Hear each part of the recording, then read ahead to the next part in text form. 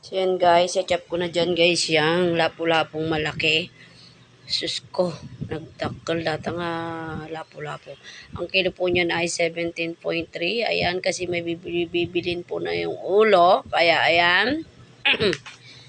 Ayan, chachapin po natin para wala po kasing bibili dyan ng buo. Pagka hindi mo yung chachapin, hindi mo yun matitinda.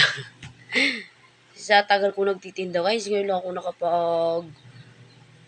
nakakita ng ganyan guys. 17 point, kasi yung mga tinitinda ko lang pang half kilo, 5, 10, ganun. 17 kilos, napakalaki pang sinlaki na yun ng katawan ko. Sinlaki na ng katawan ko guys. Yung bibili nga pala niyan guys, taga Kabanatuan. Ayan. Sir Gavin, baka naman. Taga Kabanatuan yung bibili oh. Baka isa ka na din sa bibili. Ayan.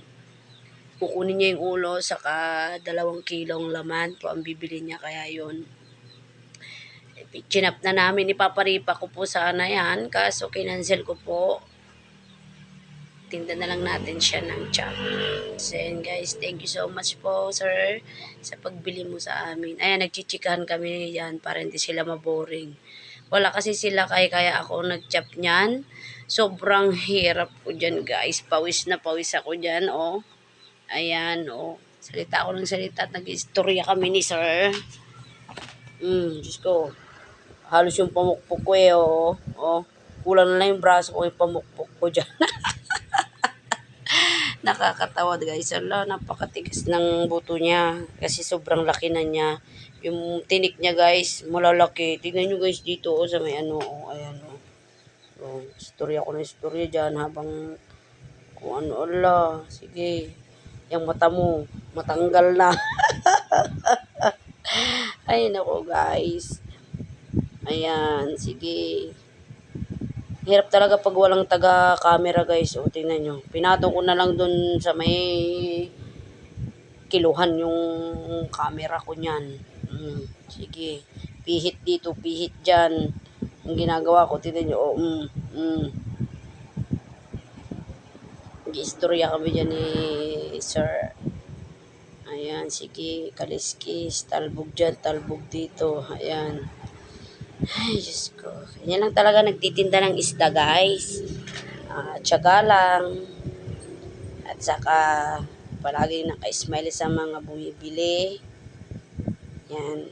Kung tatawad sila, kung di ka naman malulugi, go! Kaysa naman yelo tayo ng yelo. O, yan. Patawarin natin kahit wala silang kasalanan, di ba? O, ayan.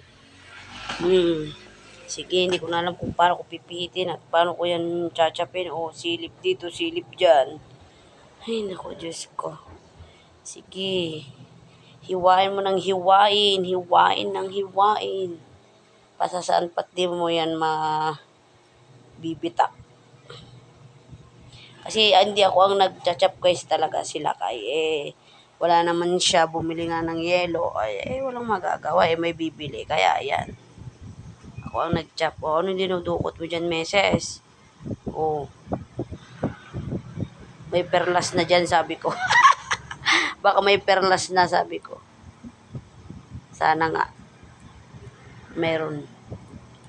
So, ayan. Nakita na yung tita ko doon. Sabi ko, come on, tita, rescue. Oh, di ba? Ayan.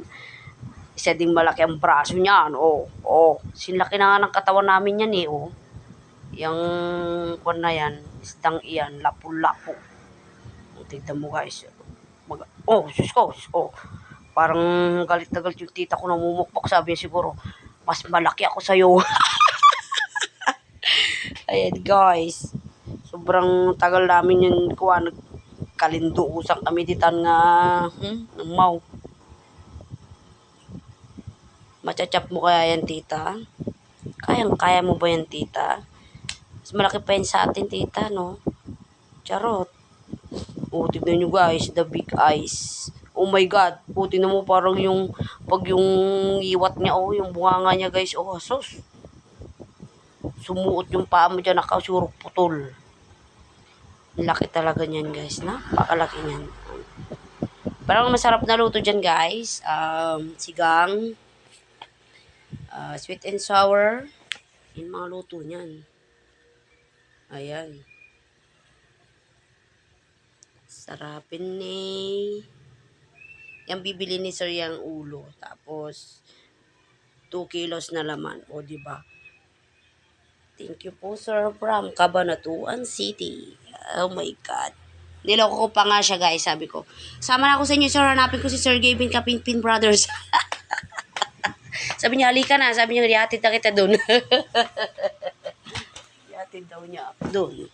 Ihatid daw niya ako yan, Sir Gavin. Halika na. Bili ka na ng isda ko. Ayan. Nahiwalay na namin yan. Perfect yan, tita ko. To the rescue, sabi niya. Akin niya, asan ba sila kay mukha niyang ganun? Ako na dahak. Istorya naman kami ni sir at saka ni ma'am. Pachachapin na niya. Hatiin niya yun, guys. Binuhat ko na yung laman niya, guys, at di magkasya dun sa ating. Oh my God, nakita na ang yung tiyan. Ano yan? Tababa yan. Oh, di ba? Oh, yun oh, napakalaki nyo, guys, oh. Oh. Siguro, ang kilo niyang ulo niyan, mga 10. Kasi yung laman niya is 7.3. Ayan. Pukpuk dito. Pukpukin mo, tita. Pukpukin mo. Pukpukin mo. Pukpuk ka ng pukpuk. Ayan. Sobrang laki niya, guys. Oh. Hinarap pa talaga niya sa camera. Oh. Pak. Dapat matalimang ko nyo dyan, guys. Kutsilyo. Oh, tignan mo. Dumulas tuloy. Yarm. Sabi tuloy. Ay, Diyos ko. Kailangan matalimang kutsilyo nyo dyan, guys.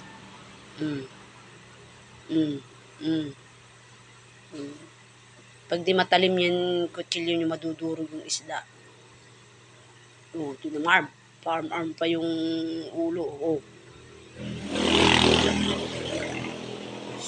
Tinitsura ko dyan, oh. Ang daming kaliskis, oh. Bubuka ko yan, guys. Kaya ko inalis ko yung kamay ko, baka mapukpok niya. Ayan. Malapit-lapit na, sabi ni tita. Pak.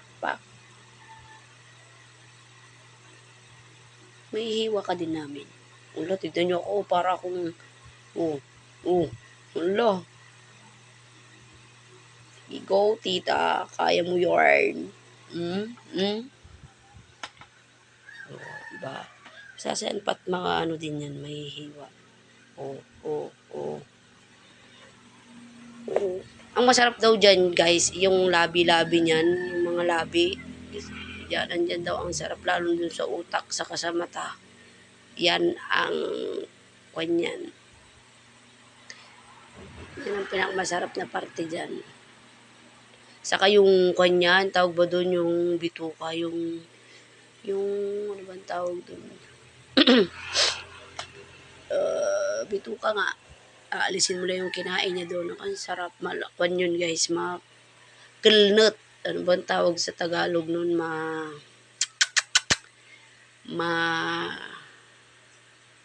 Kunat, para siyang bituka ng manok. Ay, hindi pala manok, bituka ng isda. Oh my God. Oh, ayan na.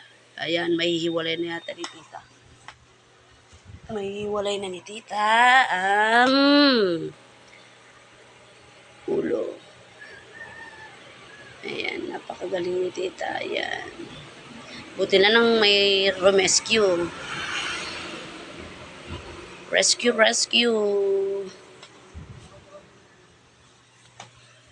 Kuya! So, ayan, guys. O, ayan. Sinachop na namin ulit. Ayan. Yan ang kukunin ni sir. Ayan, mga yan. Tanggal. Diyos ko po. Napakainit ng panahon. So, ayan, guys. Salamat po sa patuloy na pagbili nyo sa amin. Ay, naku. God bless po sa atin. At palagi po tayo mag-ingat. At bawal po magkasakit. Ingatan po natin ang ating mga sarili. para makapaghanap buhay po tayo ng maayos. Ganyan. Piliin po natin maging masaya kahit may problema. I-treat din natin ang ating sarili. Bigyan natin ng time para hindi puro stress ating.